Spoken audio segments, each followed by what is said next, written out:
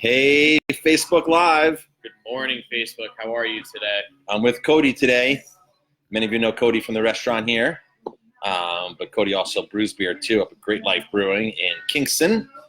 Cody and I just spent, 15 minutes in the keg cooler? Downstairs kind of deciding. It went from, can you come check the kegs to, oh, we have to tap something to, let's move stuff around. And then we got a little too excited about it, but that's okay. There's so much insane stuff in the cooler. It's getting better and better. So I did a Facebook Live the other day. We take whiskey barreled beer that goes into whiskey barrels, and then go into kegs. And when you first make the beer, when you first release it, they're a little hot, right? Some of the barrel aged beers are really big and heavy, and it makes it a little more difficult to approach them. Some of those great flavors really need to settle out. Even too, when you drink a beer, sometimes I've seen people order it and they take a couple sips and then they'll let it sit and warm up, and then more of the flavor comes out too. So it's kind of a preference versus like factuality thing. But so we remember you were in the tasting panel of that one barrel aged beer last year versus this year, same vintage. Oh, and yeah, it totally transformed. Yeah. It was like you hated the beer last year. It was atrocious. And then this year you were like, where'd this come from? The color was different. The spice level was different. I don't know if they changed the recipe. Maybe the keg itself was better taken care of. It was the same vintage. Wasn't it a 17 and an 18? No, it was the same vintage. You got two of the same ones? I bought two of the same ones. That was the interesting thing about it. One was fresh and one was aged a year. The other one was much better. That one was aged a year. So we have this whole program where we age. We have like 15 kegs down there right now. Expensive kegs, sixtels of some amazing stuff. You're making a barrel-aged beer right now at the brewery. We're in the process of doing our first barrel-aged beer. We actually got a barrel from Blackbird Distillery, and we're putting our Scottish wheat heavy in there. So it's gonna be a big beer. It should soak up some of that nice little chips, and the woodiness should come through. It should at least. I've never done one before, but I'm super excited for the results. Cool. Well, now, how long are you gonna let it sit in oak for? In the barrel, in the whiskey barrels. So we got this cool little device. It's almost like a cork, and in the cork there's like a little tiny hole, and then it almost looks like a straw, and you put it in and you can taste it without exposing oxygen or oxygen. So there's like a little film in the middle that it passes through. So we'll actually be able to constantly check it, but we figure at least 3 months before we decide to touch it or not. Okay. And then you can let it sit longer. It might get that hotter flavor. It might get more woody. It might get darker in color. We're not really sure. It's the first time, so until I know enough, I don't want to mess around with it too much. Cool. So we just tapped an amazing beer. You and I went down there and wrestled a bunch of kegs, and it was a tough choice. Well, the thing was, the keg that we wanted was kind of tucked away, so there was that moment of like, let's pull something from my front. But we dug through it, and as we kept digging, we found more and more and more. So we have kegs stacked on each other. We have plywood, thick plywood, like, what is it? It's nice plywood. It's nice plywood, and each keg is stacked, so it's shelved up like that. So we have to remove one from the top layer, then the bottom, middle layer, and they go up 3 high or 2 high. So it's a challenge to get into the back corners of the cooler. So, but we did it, and we just tapped what did we tap? We tapped a Founders CBS from 2018.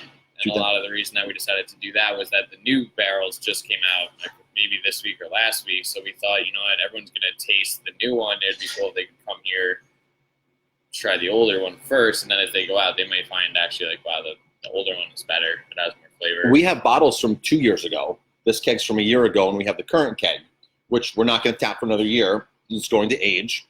So if you wanted to take last year's and then the year before that, side by side, you could feasibly get a bottle and a draft. Feasibly do that. So absolutely. In good company, I would hope. Yes. It's a lot for one person. Because now this, what is this, like 12, 13%? I think it's like 12%. That's why there's not much in the glass. But it's really, really smooth. I still have to go to work too. This smells amazing. Now this was like the #1 sought after beer for years, right? It was. I remember prior to last year, I think the last time that it came out, it was like 13 years or something. Like, I didn't even drink beer yet. I think I might have still been drinking apple juice back then. But that's whatever. So Founders takes their Imperial Stout? I think they take their Imperial Stout. And puts it into, this is Canadian maple barrels. So barrels that have hit bourbon, and then maple syrup, and then the beer. Yep. They have a KBS too, which is the Kentucky Bourbon Stout. Yeah, that was the other big one that they did. We have one of those downstairs too. We have two of them. Two of them. I don't know. And then we have the other half too from them, right? That the curmudgeon's better curmudgeon. half. That's a Curmudgeon's better blend half. or something. Yeah. I don't know. That's their old ale with blackstrap molasses. It's something crazy. We got some people viewing. Hey, everybody, thanks for tuning in. We appreciate it. Cody and I are here live. Like we said, it's a little poor. You can all see it. But this still is have a lot of work to this do. is I'm not going to get anything done. This is amazing. This is like, I've only had it in the bottle before. I've never had it on draft. I had it on draft last year in Middletown at a place. Okay. It was really good. I think it's maybe like a 10-ounce pour. Luckily, I was like, I don't really want a one. I want to just taste it first, and I liked it so much. I was like, all right, now give me the pour. So now we haven't. We're gonna kick another keg today, and so here's the issue: do we tap a new Mad Elf?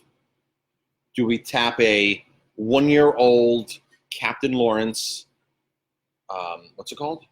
Oh, that's Golden Delicious. Golden Delicious, that's which the brandy barrels. Brandy brandy barrels. So they take their triple Belgium and they age it in brandy barrels. So we have a year-old of that, or we have a 3-year-old Super Kitty. All three of those kegs, when you open the door to the keg cooler, all three of those kegs are lined up right there. They kind of wink at you. They're like, yeah, pick me, pick me, pick me.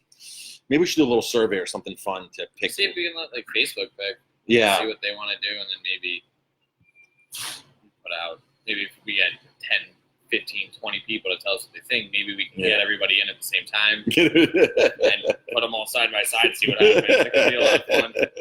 Yeah, so this is what our dilemma is, folks. It's a 3-year-old Keegan Ales Super Kitty, 1-year-old, a full year-old age Captain Lawrence Golden Delicious, or a brand new Mad Elf.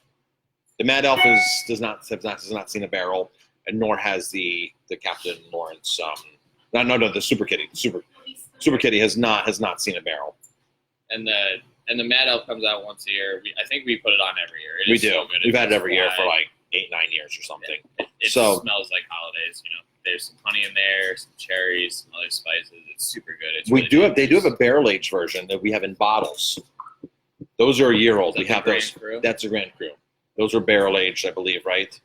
I think they do it. Trogs has a great fermented too. I think bottle fermented. Trogs has a great barrel aging program. They do a lot of one-offs where you have to go to the brewery and get them. Smart, pulls people in. Yeah, sure does. Yeah, we have friends that go there every year and bring back some really cool stuff that they can only get at the brewery. And it's smart, and they get people to the brewery. Person has a beer, 2 beers, and some bottles to go, and then they're probably going to want to go back for the next limited release. So it is a good business plan, at least. So, folks, if you know of Founders CBS, we have a year-old keg on right now. It's a whiskey barreled keg that was in maple syrup. It was whiskey, maple syrup, and then beer. That's their formula for this CBS. We have that on draft right now. It's a full year old. If you know of that beer, drop a comment. If you know somebody who wants to drink that beer, drop a comment. Or tag them. Tag them, because this beer will go fast. It's only a small keg. It's a 5-gallon keg, so this beer will go fast. All right, folks, thanks for tuning in. Have an amazing Saturday, and I'm going to very slowly sip this last bit of this. All right. Hope to see you soon. Have a great Thanksgiving if we don't see you, and talk to you later.